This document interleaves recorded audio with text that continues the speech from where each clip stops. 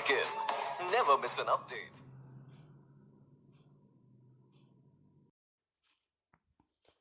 Hello नमस्कार दोस्तों, welcome back to future first classes. जैसा कि लास्ट वीडियो में आपको बताया गया था कि आज हम समस्या समाधान विधि को लेकर चर्चा करेंगे। दोस्तों, इससे पहले की वीडियो यदि आपने किसी कारणवश नहीं देखी हैं तो उसको आप डिस्क्रिप्शन बॉक्स में जो लिंक है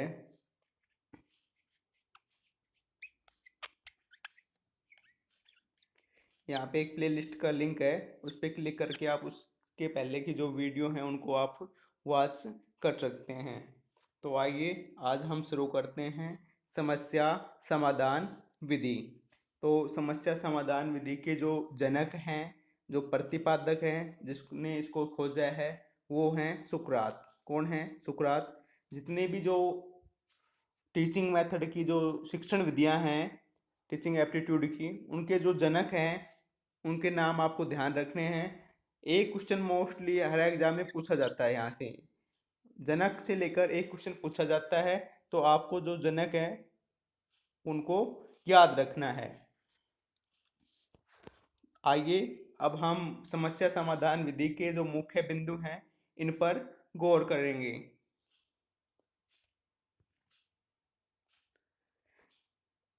समस्या समाधान विधि गणितीय समस्याओं के मानसिक समाधान तक पहुंचने की श्रेष्ठ विधि मानी जाती है। क्यों मानी जाती है? क्योंकि इसमें बालकों की मानसिक प्रक्रियाओं पर सर्वाधिक क्या दिया जाता है? बल दिया जाता है या महत्व दिया जाता है। अर्थात यह विधि बालक की मानसिक प्रक्रियाओं पर आधारित विधि मानी जाती है। यहाँ से एक क्वेश्चन बनता है कि किस शिक्षण विधि में मानसिक प्रक्रियाओं पर सर्वाधिक बल दिया जाता है? तो कौन सी विधि में दिया जाता है? समस्या समाधान विधि में। इस चीज को आपको ध्यान रखना है, यहाँ से ये क्वेश्चन बनता है। इस विधि में पाठ्यक्रम को इस प्रकार संगठित किया जाता है कि बालकों के सम्मुख एक वास्तविक प्रकार की समस्या उत्पन्न हो। उनको ऐसा लगे कि जो ये समस्या है उसका जो संबंध है वो हमारे निजी जीवन से है, और ऐसा ना लगे कि ये काल्पनिक है या मानसिक रूप से होनी चाहिए। ऐसा नहीं है कि जो कल्पना कल्पना पर आधारित हो, वो कैसी होनी चाहिए? वास्तविक प्रकार की समस्या हो, जिससे वे अन्य बालकों के साथ मिलकर व एक दूसरे का सहयोग देते हुए समस्या समाधान तक पहुंच सके। ठीक है। समस्या का चयन विद्यार्थी स्वयं करता है, इस चीज को भी आपको ध्यान रखना है। समस्या का चयन विद्यार्थी स्वयं करता है, ना कि शिक्षक करेगा। तथा विद्यार्थी अपने पूर्व ज्ञान और विचार तर्क आदि के द्वारा नवीन ज्ञान की प्राप्ति करता है। अर्थात समस्या समाधान विधि में समस्या का समाधान भी कौन कर रहा है? विद्यार्थी कर रहा है। ठीक है। समस्या का चयन, इससे पहले देखिए अभी अभी जो दो क्वेश्चन बने हैं उनको आप नोट कर लीजिए। पहला जो क्वेश्चन है, किस शिक्षण विधि में मानसिक प्रक्रियाओं पर सर्वाधिक बल दिया जाता है? यहाँ से एक क्वेश्चन है, इस चीज को ध्यान रखना। कौन सी विधि में?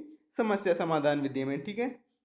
आगे जो देखिए, समस्या समाधान विधि में समस्या का चयन कौन करता है? विद्यार्थी। इस चीज को आपको ध्यान रखना है। ठीक है। ये दोनों क्वेश्चनों को आपको नोट कर लेना है या ध्यान रखना है। ठीक है। आगे देखिए,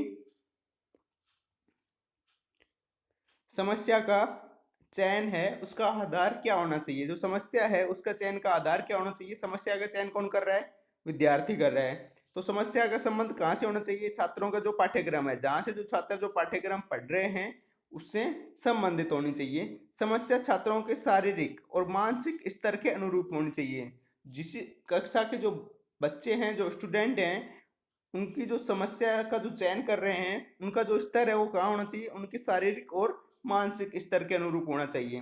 समस्या का जीवन में शैक्षिक महत्व हो। समस्या जब पाठ्यक्रम से संबंधित है और पाठ्यक्रम का शैक्षिक महत्व सदैव होता है, तो जो समस्या है उसका भी क्या होना चाहिए? शैक्षिक महत्व होना चाहिए। सबसे इंपॉर्टेंट बात ये दो हैं। जो ये लास्ट नंबर की जो स्टेटमेंट है वो तीसरे नंबर के जो स्टेटमेंट है वो पहले नंबर के स्टेटमेंट से ही निकल के आ रहा है। तो इन दोनों चीज़ों को आपको ध्यान रखना है। ठीक है।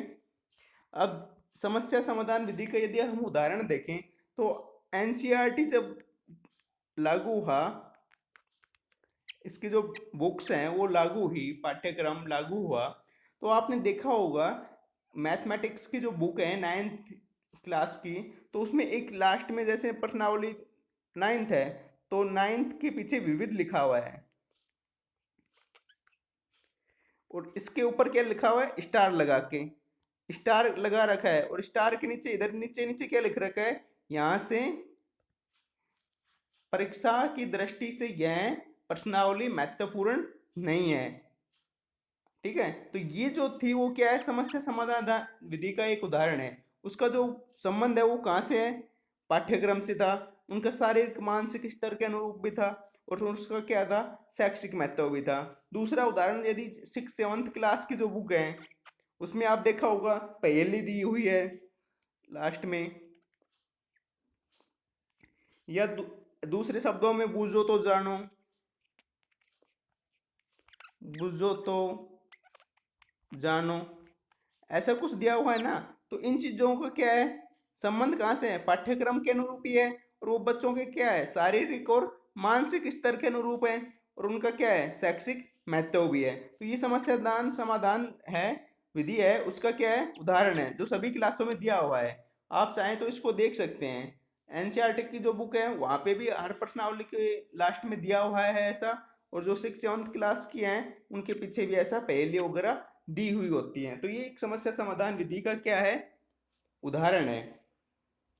आगे देखिए, समस्या समाधान विधि की सोपान, ये चीजें आपको ध्यान रखनी है, ये सबसे इंपॉर्टेंट है। समस्या समाधान विधि में जनक याद रखना है और इसके जो चरण है वो ध्यान रखने हैं।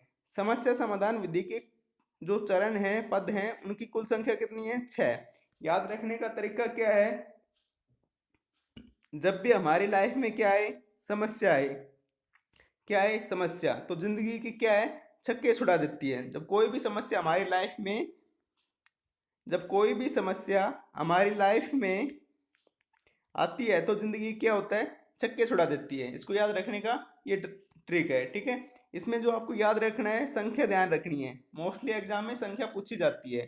ठीक है, इसके जो चरण है वो देखिए, पहले क्या है, समस्या का चयन, समस्या का चयन कौन कर रहा है, विद्यार्थी, कौन कर रहा है, विद्यार्थी। समस्याओं से संबंधित विभिन्न तथ्य है, उससे जो संबंधित तथ्य हैं, आंकड़े हैं, उनका क्या कर रहा है, कलेक्शन कर रहा है, और उसको क्या कर रहा है, अरेंजमेंट कौन कर रहा है, विद्यार्थी कर रहा है।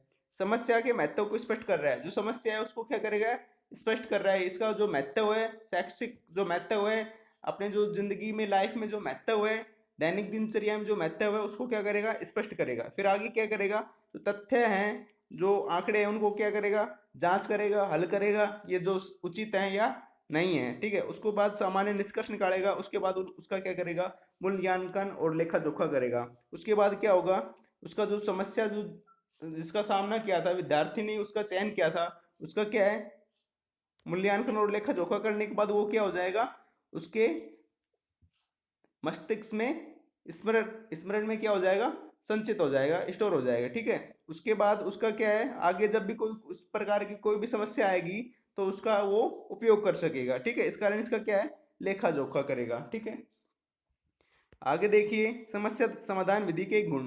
ठीक है, इस विधि के द्वारा अर्जित ज्ञान क्या है, स्थायी है। ठीक है, क्यों स्थायी है, विद्यार्थी कर रहा है, जो भी कर रहा है वो कौन कर रहा है, विद्यार्थी कर रहा है। इस कारण जो इसका जो ज्ञान है वो कैसा है, स्थायी ज्ञान है।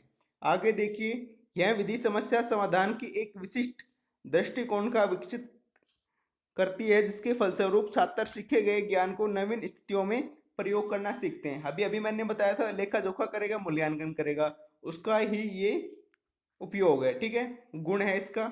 इसके द्वारा छात्रों को स्वयं करके सीखने का क्या मिलता है, अवसर। जो भी स्टूडेंट है, जो भी समस्या का चयन कर रहे हैं, वो क्या कर रहे हैं, खुद ही उसको क्या कर रहे हैं, हल कर रहे हैं। तो उसको जो स्वयं खुद करके क्या कर रहे हैं, सीखने का अवसर मिल रहा है। ठीक है, इस विधि के द्वारा छात्र अप्रत्यक्ष अनुभव करके, सॉरी, प्रत्यक्ष अनुभव करके, अप्रत्यक्ष नहीं, कैसा, प्रत्यक्ष, जब समस्या का चयन भी खुद कर रहे हैं, उसका हल भी खुद ही कर रहे हैं, तो क्या है, प्रत्यक्ष अनुभव है। उसके द्वारा क्या करते हैं, सीखते हैं। आगे है, यह विधि छात्रों में नवीन संकल्पनाओं को विकसित करती है। जो भी समस्या है उसका हल कैसे होगा, तो इसके लिए उसके मस्तिष्क में क्या आएगी, नवीन नवीन संकल्पना, नवीन नवीन क्या आएंगे, अवधारणा, नवीन नए नए क्या आएंगी, बातें आएंगी, तो उसको क्या होगा, विकास होगा। इस विधि में सहायता से छात्रों में तर्क शक्ति का क्या होगा, विकास होता है। तो छात्र है उनमें आपस में क्या है, लॉजिकल, इस समस्या का चयन कर लिया, कौन सी समस्या का चयन करेंगे, उसका जो समाधान है वो कैसे करेंगे, तो इससे तर्क शक्ति का क्या होगा, विकास होगा। और गणित भी क्या है, तर्क शक्ति का क्या करती है, विकास करती है। आगे देखिए, समस्या समाधान विधि के दोष। हर सिक्के के दो पहलू होते हैं, गुण है तो दोष भी होंगे, चाहे गुण ज्यादा हो या दोष कम हो, ठीक है। छोटे बालकों के लिए उपयोगी नहीं है। छोटे बालकों के लिए उपयोगी क्यों नहीं है, अब कोई बच्चा पहली दूसरी में है, उसके सामने समस्या रख दी, यदि उसने कहे समस्या का चयन करो, वो तो स्कूल छोड़ के भग जाएगा। दूसरे दिन कहा कि समस्या का चयन करो और उसको हल करो, उसको तो यही नहीं पता कि समस्या होती क्या है। और यदि बाई चांस उसको पता है समस्या आ गई, तो वो अपने घर जाके कहेगा समस्या है स्कूल में, तो मैं तो नहीं जाऊंगा। तो छोटे बालकों के लिए क्या है, ये उपयोगी नहीं है, ठीक है। आगे देखिए, गणित विषय के केवल कुछ प्रकरणों को ही इस विधि के द्वारा पढ़ाया जा सकता है। इसको सभी जो प्रकरण है, सभी जो टॉपिक है, उनको इस विधि के द्वारा नहीं पढ़ाया जा सकता। आगे देखिए, कमजोर छात्रों के लिए यह उपयुक्त विधि नहीं है। जो कमजोर छात्र हैं उनके लिए ये विधि क्या है, उपयोग में नहीं है, ठीक है। और कुछ समय बाद यह विधि अरुचिकर बन जाती है।